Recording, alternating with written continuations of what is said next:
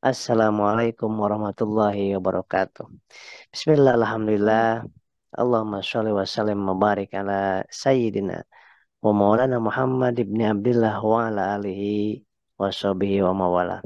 Asyhadu an la ilaha illallah wa asyhadu anna Muhammadan abduhu wa rasuluh. La nabiyya ba'da wa la rasulah ba'da. Qala rabbi shrah li sadri wa yassir li amri wa hlul 'uqdatam min lisani yafqahu qawli. Alaya ma ba'du.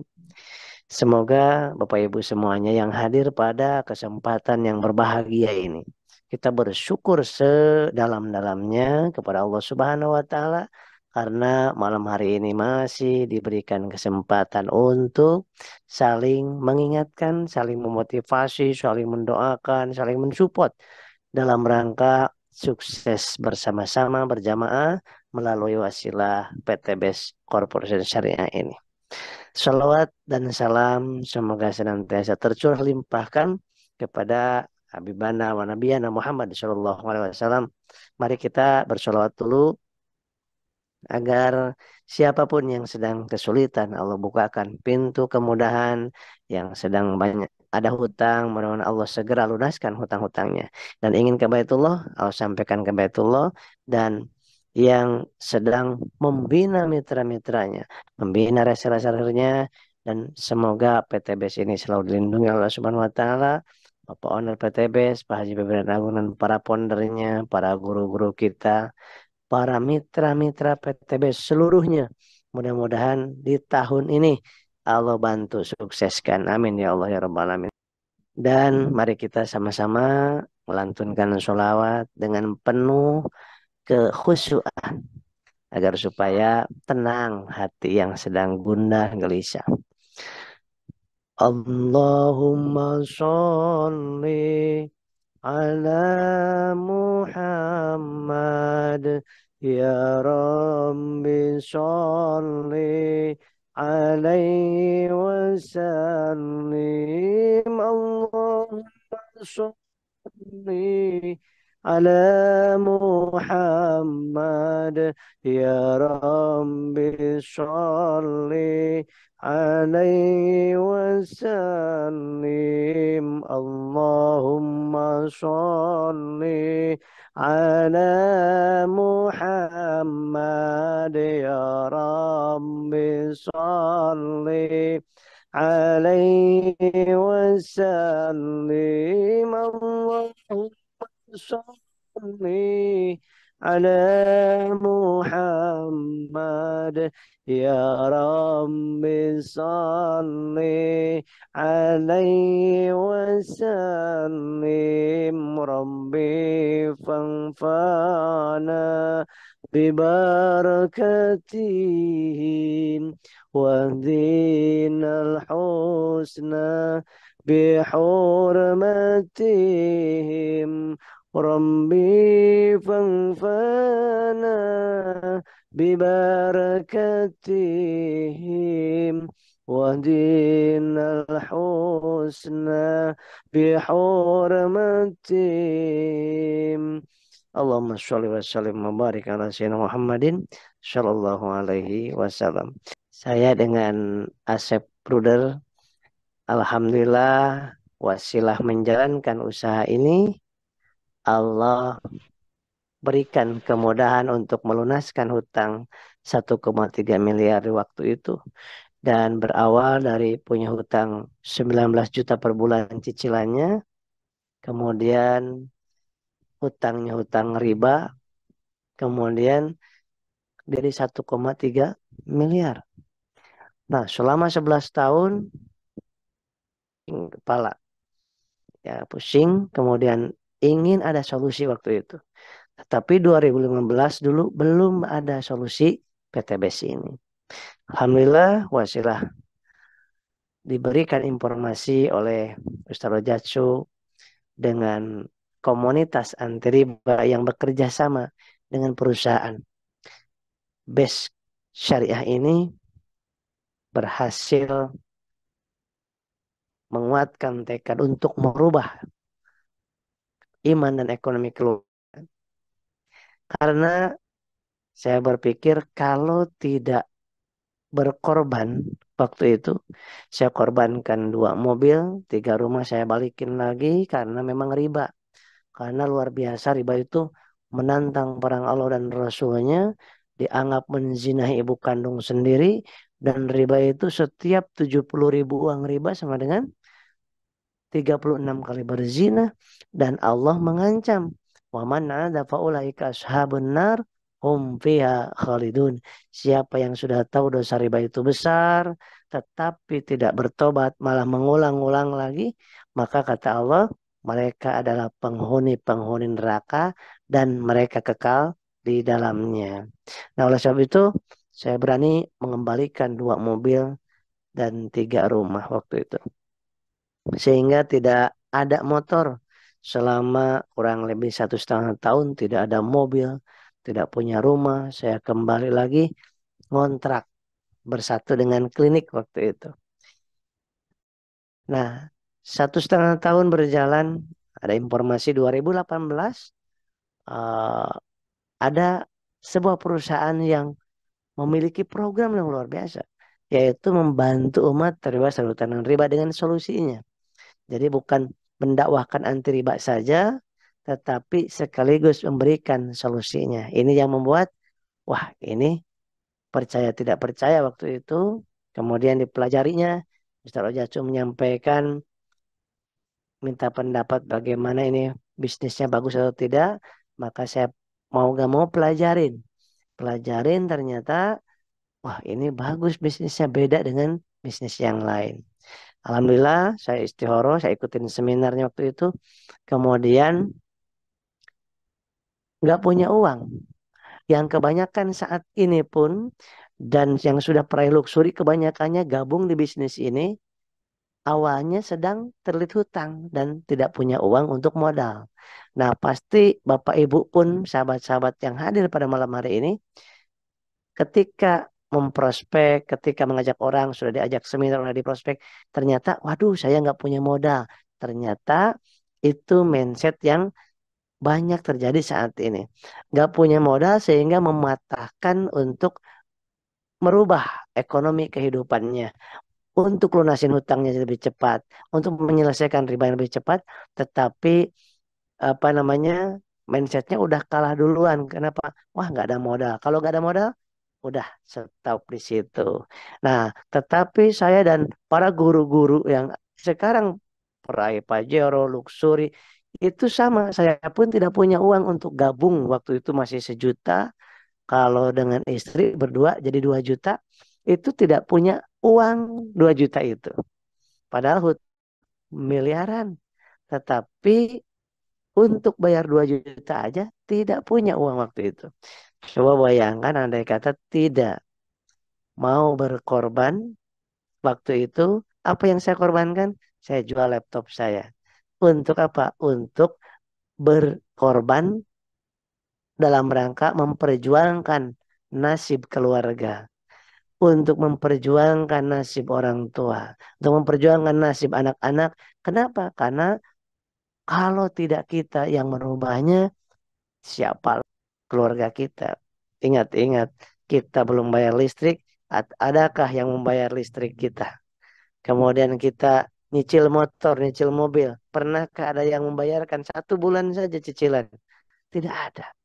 Jadi mereka semuanya, tetangga, saudara, teman, itu sama-sama mereka penonton dalam kehidupan itu. Peran utama dalam hidup kita adalah diri kita, keluarga kita. Ya, insya Allah. Nah, ketika diambil keputusan, "Faman yatawakkal 'ala Allah fahuwa hasbuh.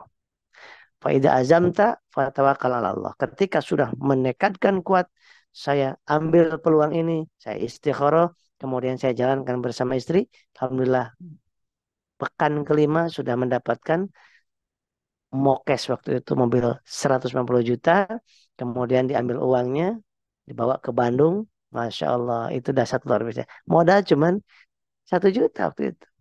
Nah, tetapi dulu belum ada motor, belum ada rumah. Ya.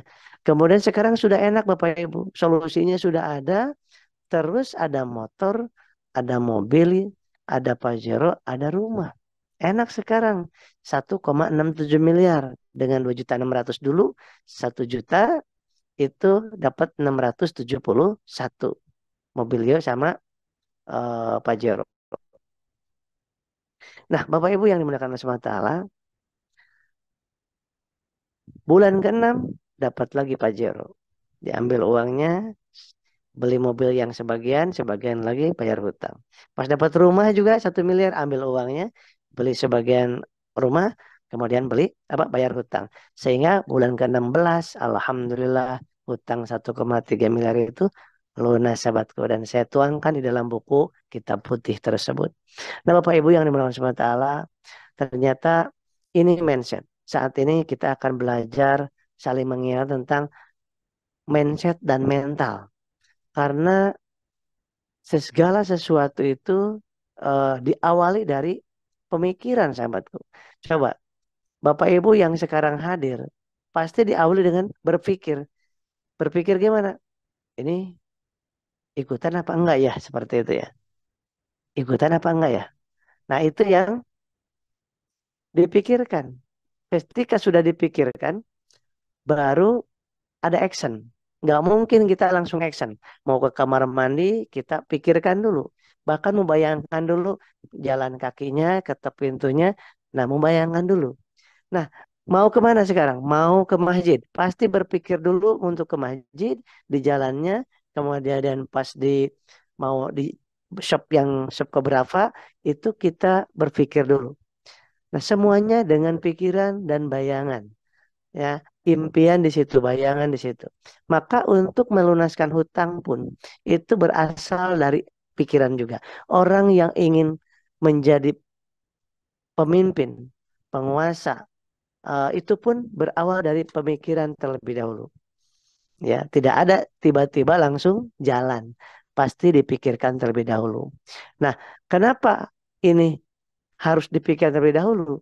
Karena kalau kita melakukan sesuatu tanpa dipikirkan, tanpa diimajinasikan terlebih dahulu, itu yang nanti akan kejedot, baru kita tumbang, baru kita berpikir. Itu yang salah. Nah, yang bagus adalah berpikir dulu, tapi berpikirnya jangan kelamaan, baru kita jalan. Nah, mindsetnya kenapa kita harus kaya? Ya, kenapa kita harus kaya? Kenapa kita nggak milih miskin saja? Kenapa kita orang-orang Rasulullah juga kenapa memilih kaya? Kenapa Rasulullah para sahabat juga kaya? Kenapa orang-orang banyak yang pingin kaya? Ya, karena kalau dengan kekayaan orang yang durjana saja bisa melakukan banyak hal, tapi sayang untuk melakukan keburukan.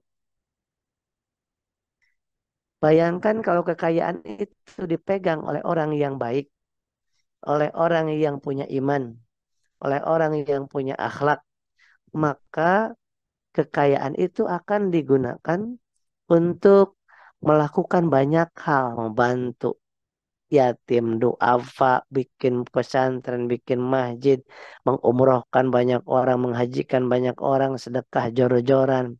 Enak. Kemudian bisa siapapun di lingkungan kita ada yang bocor, kemudian ada yang apa namanya?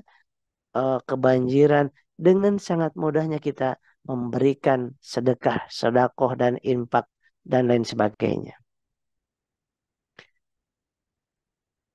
Oleh sebab itu Rasulullah menyampaikan, menyampaikannya adalah dan mencontohkan sejak usia 8 tahun Rasulullah sudah mengembala kambing, 12 tahun sudah mulai ikut jualan, berdagang, berbisnis, dan usia 25 tahun baginda Rasulullah sudah lebih dari 18 kali. Lebih dari 18 kali perjualbelian, perdagangan, perjalanan, bisnis antar negeri. Masya Allah. Nah, para sahabat pun sama. Maka Rasulullah dikatakan sebagai orang yang ketika sedekah itu seperti angin. Ada yang minta, seperti angin. Tidak hitung-hitungan. Begitupun Sayyidina Abu Bakar Siddiq. Begitupun Sayyidina Utsman bin Affan. ya, Sayyidina Ali bin Abi Thalib, Umar bin Khattab, dan para ulama banyak sekali yang dengan kekayaan itu mereka bisa mempersembahkan yang terbaik di dunia ini untuk mencapai kebahagiaan yang hakiki di akhirat kelak. Nah, itu mindset nih Bapak Ibu. Karena nggak sedikit orang yang ingin kaya tetapi masih ragu, mending miskin. Apa sebabnya? Ada yang mengatakan gini soalnya. Nah, ada yang mengatakan, bentar maaf. Untuk apa kaya? Hisabnya lama nanti di akhirat. Nah, ini adalah dalil bagi orang-orang yang malas, yang orang-orang yang nggak mau apa namanya ikhtiar, nggak mau dagang, inginnya dan mendapatkan sesuatu, nggak mau memberi tapi inginnya diberi, ingin mendapatkan. Padahal kalau punya uang, kita dakwah pakai uang, kita umroh pakai uang, kita nyekolahin anak pakai uang, pesantren pakai uang, nyekuliahin anak pakai uang, menikahkan anak pakai uang, ya. Sekarang pakai baju pun pakai uang. Semuanya pakai uang, bayangkan. Ya, untuk apa kaya? Hisabnya lama nanti. Mending miskin aja. Kalau miskin cepat masuk surganya. Iya, kalau misalkan orang kaya tapi pelit, orang kaya numpuk-numpuk harta sendiri, orang kaya tapi nggak mau bikin masjid, orang kaya tapi tidak mau melakukan kebaikan-kebaikan dengan kekayaannya itu, pasti pada saat di sana di akhirat nanti hisabnya ya lama. Kemanain aja? Dari mana hartamu dan kemanakan hartamu itu, gitu kan? Nah, tetapi kalau kekayaannya dititipkan terus untuk di akhirat nanti, dipakai untuk dakwah, dipakai untuk kebaikan, dipakai untuk bikin masjid, seperti Pak Haji Febrian, seperti Pak Haji Insinyur Rando, Pak Haji Adan Haris, Pak Haji Suroto, dibikin pesantren, dipakai menyekolahkan anak-anak yatim, masya Allah. Itu mah nggak usah dihisab. Udah semuanya pahala semua. Jadi cepat juga ke surganya Bapak Ibu. Jadi jangan terkecoh. Ada orang-orang, mohon maaf, orang yang tahu agama tapi mengatakan udah nggak usah kaya, tawadu aja, qanaah saja, terima apa adanya, seperti air mengalir. Wah, kalau hidup seperti air mengalir, apa yang suka ikut air yang mengalir itu? Ya kotoran, naudzubillah. Ya, jadi kita harus mempersembahkan yang terbaik dalam hidup ini. Dari segi waktu kita persembahkan yang terbaik. Kita gunakan usia ini dengan lebih baik lagi. Kita gunakan mobil kita untuk yang lebih baik. Kita gunakan kekayaan kita. Maka kalau kita jadi orang yang kaya, jangan takut untuk hisabnya karena Allah memberikan kekayaan kepada seseorang, kita minta kekayaan yang barokah, ya. Ada orang kaya barokah, ya, orang kaya saja banyak. Nah, itu yang kekayaannya menyiksa di dunia dan menyiksa di akhirat. Tetapi kekayaan yang berkah adalah kekayaan yang di dunianya membawa maslahat dan ketika di akhiratnya me apa namanya? Menyelamatkan. Ada uang dan harta kita nanti di sana di akhirat nanti akan berkata, wahai hambaku, hamba Allah, aku kata uang tuh, kata harta dunia, aku sebetulnya sedikit, tapi karena engkau belanjakan aku di jalan Allah, jadi banyak sekarang. Tuh, nanti di akhirat akan ngomong gitu. Uang kita, mobil kita, harta kekayaan kita akan ngomong gitu. Aku sebetulnya panah kata uang itu, kata harta itu. Tetapi karena engkau gunakan di jalan Allah, digunakan untuk maslahat, maka aku jadi abadi, kata Allah. Kalau mobil dipakai untuk biasa-biasa saja, ya fana, tidak dibawa ke akhirat. Tetapi kalau mobil itu dibawa untuk kemaslahatan, untuk berdakwah, untuk mendakwahkan anti riba, untuk SLC, itu akan diabadikan. Pajero-nya tetap di sini. BMW-nya tetap di sini, tetapi abadi manfaatnya nanti akan bicara di sana di hadapan kita. Nah, sebetulnya harta itu fana, tapi bisa abadi kalau dipakai untuk maslahat, untuk akhirat. Dan uang juga adalah sedikit, tapi akan besar kalau disedekahkan, kalau dimanfaatkan untuk di jalan Allah. Akan berlipat ganda. gitu ya. Masya Allah luar biasa. Nah, Bapak Ibu, jadi untuk apa kaya hisapnya lama? Nggak usah didengar, itu mindset yang salah. Yang betul adalah kita, kata Rasulullah, jangan meninggalkan anak-anak kita dalam kondisi meminta-minta. Artinya apa? Artinya kita sebagai orang tua harus bersusah payah, harus berkorban, harus berjuang, harus sungguh-sungguh. Untuk apa? Supaya minimal ketika kita wafat nanti, anak-anak kita tidak minta-minta dan anak-anak kita tidak diwariskan oleh kita hutang dan riba kita. Ya, nah, subhanallah. Kemudian kita lanjutkan.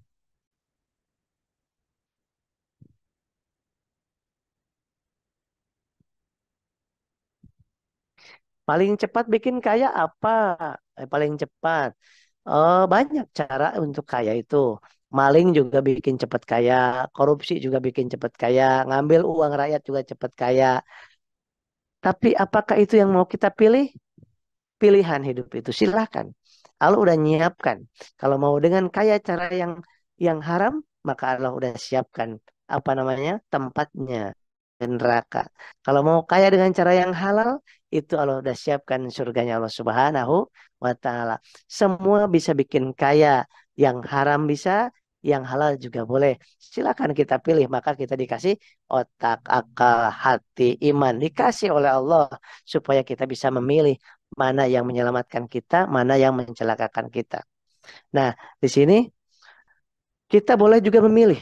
Kita nggak korupsi, kita nggak maling, kita nggak ngerampok, tapi kita memilih berdagang. Kita memilih berbisnis seperti Rasulullah, seperti para sahabat, bisnis, dagang, berniaga. Bunda Siti Khadijah juga sama. Para ulama, para habaib juga banyak yang berdagang, berbisnis. Orang-orang kaya di dunia dan di Indonesia juga semuanya berbisnis, berdagang, berniaga. Tidak ada satupun mereka yang hanya mengandalkan dari gaji. Tidak ada Bapak Ibu. Tidak ada. Pasti mereka berdagang, berbisnis, dan walaupun beliau sambil bekerja. Saya masih bekerja juga, tapi sambil berdagang, berbisnis, berusaha. Banyakin perdagangan, perniagaan, supaya 9, kata Rasulullah, 9 dari 10 rizki yang Allah berikan ke dunia adalah dari perniagaan. Ya, kemudian kita nggak ngerampok, kita nggak ngambil hak orang, kita tidak korupsi, tetapi kita dagang, bisnis, usaha, tetapi di situ ada gorornya, ada ribanya. Kemudian mengambil hak orang lain, menipu orang, mencederai orang, menzolimi orang. Tetap itu kekayaan juga tidak halal. Ya, karena mengambilnya dengan cara yang haram. Walaupun jualannya jualan beras, jualan yang halal, nasi, beras, parfum, halal jualannya, barangnya juga halal. Tetapi kenapa menjadi haram hasilnya? Karena caranya cara yang haram, ngambil hak orang lain. Ah, apa namanya? Kalau di dalam Rasulullah menyampaikan jangan menawar barang yang sedang ditawar oleh orang lain. Nah, dalam ilmu network marketing, aplikasinya adalah jangan memprospek orang yang sedang diprospek orang. Apalagi yang udah masuk ke jaringan orang, kita ajak-ajak untuk pindah jaringan. Nah, itu kena itu dari hadis Rasulullah SAW. Nah, itu tidak diperbolehkan, itu tidak barokah ya. Jadi kita misalkan nggak ngundang ke seminar. Ada orang yang ngundang orang jauh. Kita ambil, Bu di mana Pak? Yang ngundangnya, oh jauh di sono. Udah Pak sama saya aja. Nah itu mulai dari waktu itu kita sudah mengambil hak orang lain dan ketika dapat 400.000, dapat 1 poin, dapat 1.300.000, terus sepanjang kita dapat uang wasilah beliau, kita haram terus mau dipakai untuk umroh juga tidak diterima Allah. Pakai untuk haji tidak diterima Allah, untuk dipakai untuk keluarga tidak barokah. Ma'udzubillah summa na'udzubillah. Ya. Jadi yang paling cepat kaya adalah di antara kerja, berdagang, berbisnis. Kerja, berdagang, berbisnis. Nah, kerja adalah kita kerja kemudian digaji dan tetap gajinya. Kemudian yang kedua, berdagang. Kalau dagang, kita dagang, kita dapat uang. Hari ini dagang, dapat uang. Hari ini dagang, dapat uang. Hari besok kita sakit, tidak dapat uang. Karena kita sendirian. Kalau bisnis itu luar biasa. Dagang yang dicabangkan. Dagang yang dibikin cabang. Tadinya kita dagang sendirian, misalkan ya.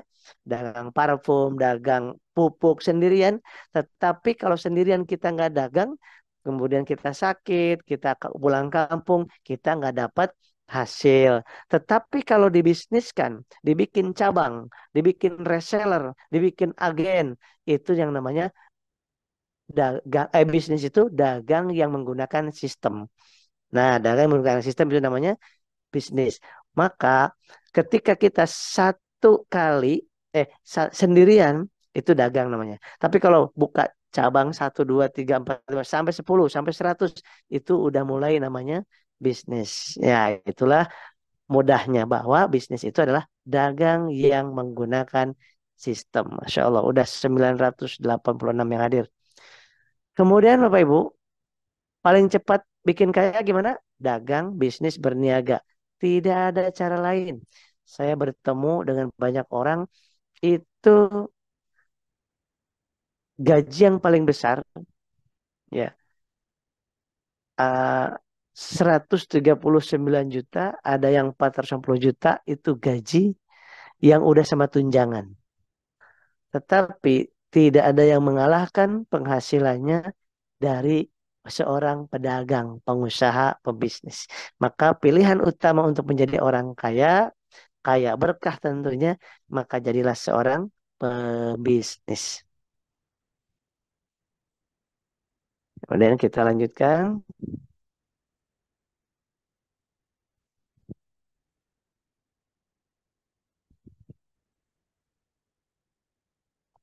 Oke, dari mana bisa kaya? Kita mulainya harus dari mana? Kita mulai untuk bisa kaya, tadi sudah disampaikan, dari alam bawah sadar dulu. Dari imajinasi, dari cita-cita. Aduh, kok gini terus sih hidup ini? Apakah betul udah usia sekian, udah anak sekian, udah rumah tangga sekian tahun, begini-gini terus? Mulai dari bermuhasabah, dimulai dari berpikir, merenung, muhasabah diri.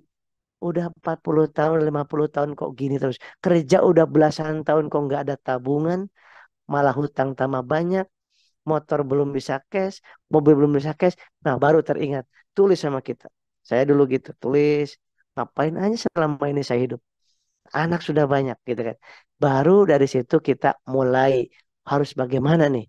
Oh, harus ketemu orang. Ketemu orang mencari peluang dan harus nemui orang-orang yang positif, menemui orang-orang yang antusias, menemui orang-orang yang penuh dengan keyakinan, dan kita lihat perkembangannya dan kita contek.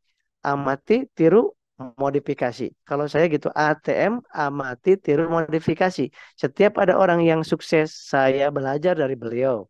Saya belajar dari beliau sejak waktu SMA, saya kuliah, itu belajar.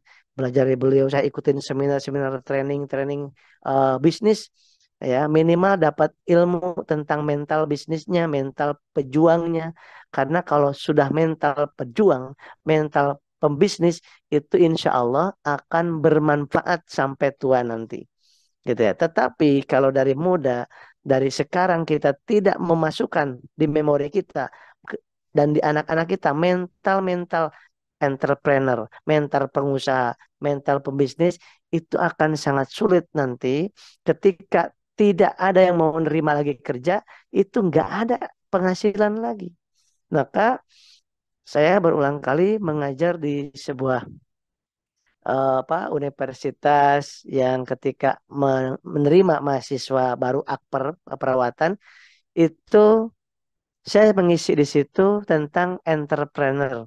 Bagaimana mahasiswa tersebut sama-sama 4 tahun kuliahnya, sama-sama lulusnya, tapi beda hasilnya. Yang selama kuliah hanya mengandalkan minta uang ke orang tuanya, itu berbeda dengan mahasiswa yang selama kuliahnya mencari uang sendiri, ngerkoso dan prihatin, maka nanti pada saat sama-sama lulusnya, sama-sama dapat gelarnya, nanti pada saat mencari pekerjaan tidak pusing. Sambil nunggu pekerjaan, sambil belum dipanggil, tapi udah mulai dagang, mulai bisnis, tidak tidak galau. Tapi ada kan kita yang ketika kuliahnya hanya kuliah saja, tidak belajar bisnis, dia beragal dagang, mental dagangnya tidak di tidak di tidak di apa tidak dilatih. Maka ada yang teman saya yang dokter, yang perawat, yang bidan sesudah lulus kuliah karena pikirannya kerja kerja kerja, begitu tidak ada yang menerima kerjaan, tidak diterima kerjaan, maka apa yang terjadi? Sampai nikahnya itu dokter yang perempuan itu tidak dipakai ilmu kedokterannya. Kenapa? Begitu kuliah, begitu nikah, suaminya melarang untuk kerja. Maka sepanjang hidupnya ilmu kedokterannya tidak digunakan untuk manfaat di masyarakat. Nah, maka kita ajarkan ke diri kita di sini ya, alhamdulillah di PTBS ini luar biasa. Mulai dari ada Bapak Ibu gabung di mulai seminar, udah mulai belajar tentang mental kaya, mental sukses, mental pembisnis, mental pejuang. Kemudian ada HTS Net, itu pun sama tentang bagaimana kita belajar, berlatih diri supaya hidup ini memang perjuangan. Hidup ini memang letih, lelah. Kalau sekarang santai-santai, maka masa depan kita akan capek, lelah, menderita. Kalau kita sekarang lelah-lelah, menderita, keringatan, sakit apa, sakit-sakitan sampai keluar tetesan keringatan air mata untuk berjuang, maka masa depan kita insya Allah akan santai-santai, insya Allah. Dan anak keturunan kita akan bangga kepada kita. Nah, mulainya tadi dari pikiran, kemudian alam bawah sadar itu mengimajinasikan, baru diaplikasikan dengan cara temuin orang-orang yang sukses dan dengarkan orang-orang yang motivasi-motivasi, motivator-motivator yang betul-betul praktisi, bukan cuman omong doang. Motivator itu ngomong doang bukan, tapi yang sudah merasakan pahit getirnya perjuangan hidup. Nah, itu kita belajar dari beliau. Gitu insya Allah. Nah, kemudian sesudah mulainya dari situ, baru kita langsung merangkul bersama-sama dengan orang-orang yang sedang berjuang. Ya, ketika kita udah menentukan mau berjuang, kita sama-sama apa namanya? Bersama-sama dengan orang-orang yang berjuang. Jangan sampai kita udah menentukan menjadi orang pedagang, pembisnis, pengusaha, kita mainnya, berkumpulnya, bergaulnya dengan orang-orang yang bukan dengan yang sama-sama pejuang. Akhirnya kita akan terbawa lagi. Karena semangat itu menular dan juga yang namanya kemalasan juga menular. Ya, mental kaya menular, mental miskin menular. Bukan miskin ya, mental miskin. Beda miskin dengan mental miskin. Yang saya ucapkan adalah mental miskin. Sekarang Bapak Ibu, oh saya kan udah tua, saya kan sudah seperti ini, sudah sakit-sakitan, sudah malas lah gitu kan untuk berubah menjadi orang kaya. Tapi ketahuilah Bapak Ibu, kita punya keluarga, punya cita-cita terhadap diri kita. Orang tua kita juga menginginkan kita juga sukses. Anak-anak kita juga punya impian. Nah, kalau memang kita udah nggak ada impian lagi, nah ketahuilah keluarga, orang tua, anak, mertua itu anak-anak kita punya impian. Mereka ingin punya kendaraan, mereka ingin umroh, mereka ingin eh, rumah cash gitu, ingin bikin masjid dan lain sebagainya. Maka itu cukup tiga hal ini, keluarga, orang tua, anak, yang membuat kita terbayang-bayang, saya harus berjuang. Kayak gitu. Saya harus berjuang, saya harus lelah, saya harus capek memang. Di dunia tempatnya capek, nanti di surga tempatnya enak. Seperti itu. Mau kita yang memilih, karena hidup ini ada pilihan. Jadi saat ini Bapak Ibu, kondisi kita ya itu hasil pilihan kita di masa yang lalu. Maka kita ini kalau mau sakit juga bisa memilih saat ini. Kita tinggal minum aja tuh racun bisa sakit. Kita istilahnya kasarnya seperti itu. Kemudian kita kalau mau sehat kita minum air putih. Kita bisa milih di situ ada racun, di situ ada air putih. Kemudian kita juga bisa memilih ini komunitas baik, ini komunitas buruk. Kita bisa milih juga, gitu kan. Kemudian kita juga bisa memilih mau memilih untuk berubah di akhir tahun ini atau mau tetap sebegitu aja, maka tahun 2025 kita tidak akan lebih baik daripada hari ini. Kalau hari ini tidak berubah semangat kita. Maka perjumpaan di sini, di Zoom ini, mudah-mudahan membuat kita semakin berubah semangat kita. Kenapa? Karena tahun 2025 dengan tahun 2023 jauh berbeda harganya, jauh berbeda kondisi politiknya, jauh berbeda ekonomi-ekonominya, jauh berbeda kondisi anak-anak kita. Sudah pada gede-gede nanti, kebutuhannya lebih banyak lagi.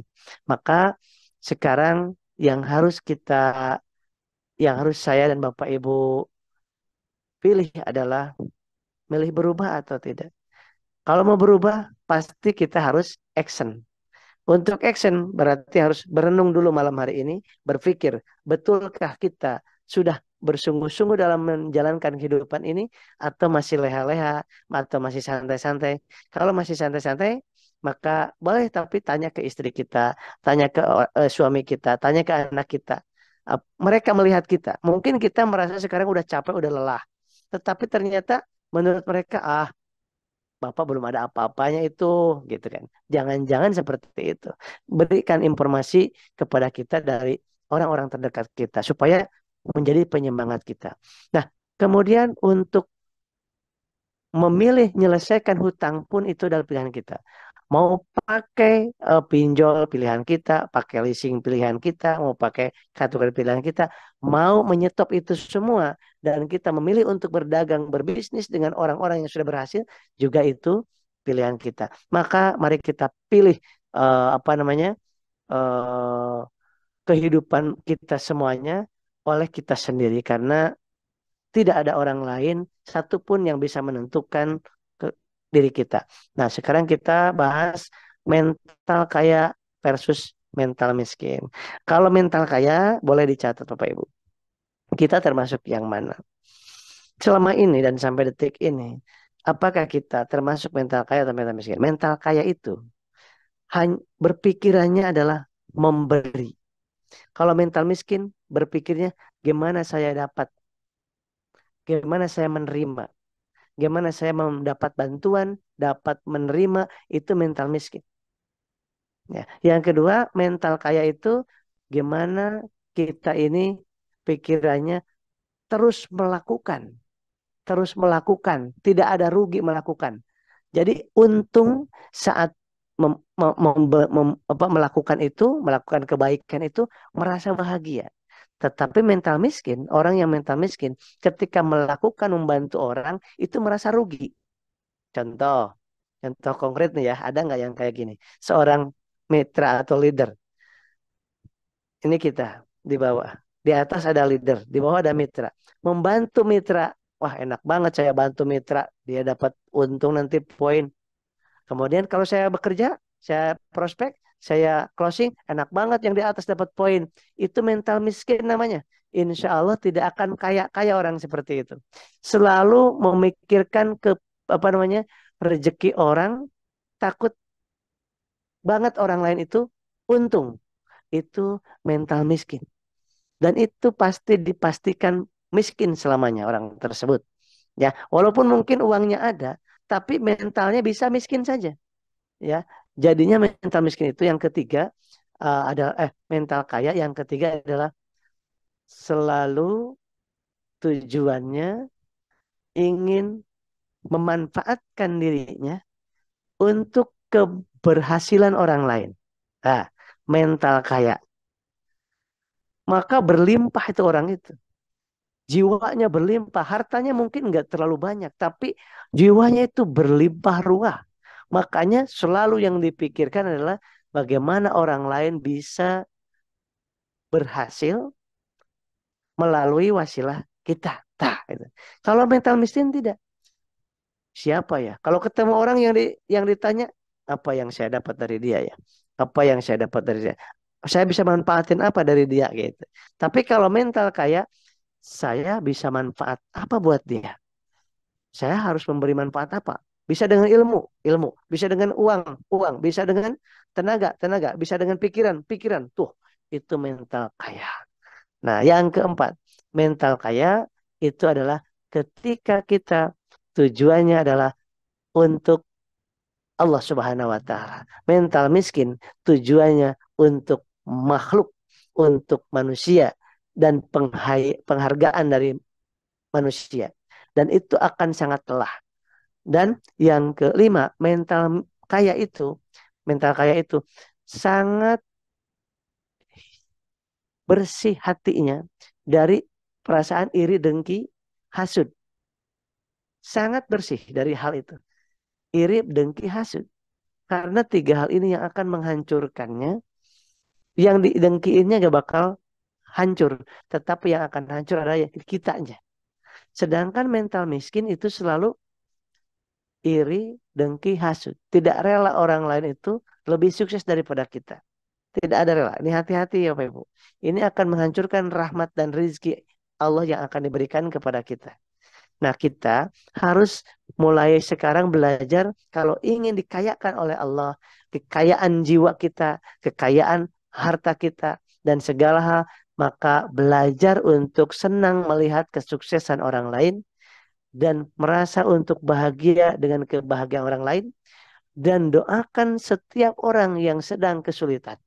Nah, itu mental kaya. Mental miskin penuh dengan kekotoran, iri, dengki, hasud. Bukan cuman nggak ridho ada orang yang lebih kaya, lebih berhasil dari dia. Bukan cuma itu, tetapi ingin pindah kekayaan itu kepada saya, kepada kita, orang itu biar miskin aja. Jadi ini yang terjadi, mungkin pernah bertemu dengan orang yang berhasil tapi dengan menginjak orang lain. Berhasil, sukses tetapi dengan apa namanya? Dengan merusak orang yang di bawah atau berhasil dengan cara menjilat. Itu tidak ada di dalam mental kaya, tidak ada seperti itu. Men Mencari muka kepada manusia, penjilat, itu namanya memperbudak dirinya dan menghinakan dirinya. Nah, di sini yuk kita sama-sama, apakah kita termasuk sampai detik ini mental kaya atau mental miskin? Kalau udah mental kaya, Masya Allah luar biasa. Mudah-mudahan kita dibimbing oleh Allah Subhanahu Wa Taala, dibimbing. Kalau masih ada mental miskin dalam hati kita, sekarang kita mulai bersihkan. Jangan-jangan yang membuat rizki kita tersumbat, terhambat, gara-gara ada mental miskin di dalam jiwa dan karakter kita. Bisnis apa yang layak dijalankan kalau gitu Kang Asep? Bisnis yang layak dijalankan adalah satu yang modalnya kecil. Yang modalnya kecil tapi sekali-kalinya dan hasilnya besar. Dan produknya banyak, bermanfaat, kebutuhan pokok. Dan yang kelima adalah yang halal menurut MUI, menurut para ulama, yang legal menurut negara. Dan yang ketujuh adalah yang bisnis yang layak dijalankan, yang bisa dijalankan oleh semua orang, yang bisa dijalankan oleh semua orang, gitu ya. Dan yang kedelapan adalah bisnis yang layak dijalankan saat ini adalah yang orang yang sudah berhasilnya sudah banyak. Terus apa yang harus dipilih? Saat ini kan banyak sekali tuh. Ada ponzi banyak sekarang, ada piramida, ada investasi bodong dan lain sebagainya. Nah, disinilah kita diuji untuk memilah dan memilihnya. Maka hadirlah PTBS ini ya Pak Ibu. Kenapa saya dan banyak orang memilih PTBS ini? Karena 8 syarat tadi ada di PTBS. Kesimpulannya satu, modalnya kecil, ada yang mahalnya juga. Dengan 2.600.000 bisa mendapatkan 1,67 miliar. Dengan 77.600.000 bisa potensinya 52 miliar. Masya Allah. Ya kan? Modal kecil sekali seumur hidup. Hasilnya miliaran. Produknya banyak. Lebih dari 100 produk. Masya Allah. Kemudian kebutuhan pokok. Kemudian legalnya jelas, halalnya, syariahnya jelas. Kemudian bisa dijalankan oleh siapapun. Ya, udah lebih dari 10.000 orang yang sudah berhasil. Kalau yang berhasil ini baru 100 orang, 300 orang, udah tinggalkan aja PTBS. Tapi ini sudah 10.000 lebih yang berhasil. Maka tidak ada alasan untuk memilih perusahaan yang lain, sahabatku. Apalagi perusahaan yang sekarang yang, aduh, itu ada perusahaan yang scam nantinya, ngeri, sahabatku. Jangan asal-asalan ketika menjalankan bisnis ini, karena bisnis bukan hanya urusan dengan uang, tetapi bisnis urusannya dunia akhirat dan urusannya hal pahala dan dosa. Maka PTBS ini buktinya sudah banyak dan apapun profesinya bisa menjalankan dan bisa berhasil di bisnis ini, di bisnis PTBS ini.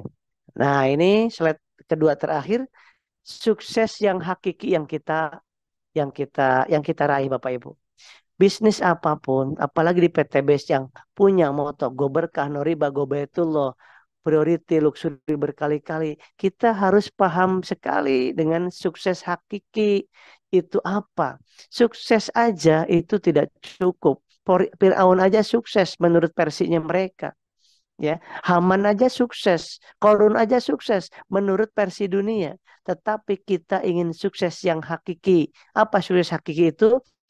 Kalau PTBS kita jadikan dengan menjalankan bisnis PTBS, kita orang Islam khususnya dan non-Muslim, saudara kita semakin dekat kepada Allah, semakin dekat kepada Tuhannya.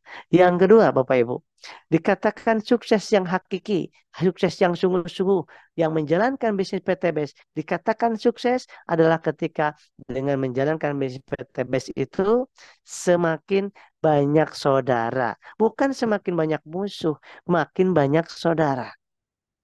Ya, jadi tidak berlaku di PTBS itu saling sekut, saling senggol. Tidak, saling dukung. Kenapa? Karena kita mengusung bisnis syariah yang ketika di dunia bermanfaat, di akhirat bermakna. Yang ketiga, dikatakan sukses hakiki pebisnis di PTBS ini ketika dengan menjalankan bisnis PTBS ini adalah rumah tangganya semakin harmonis.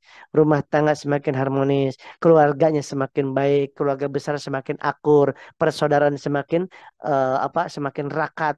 Itu namanya sukses hakiki dengan menjalankan bisnis di PTBS ini. Yang keempat, dikatakan sukses hakiki menjalankan bisnis PTBS ini ketika menjalankan bisnis PTBS ini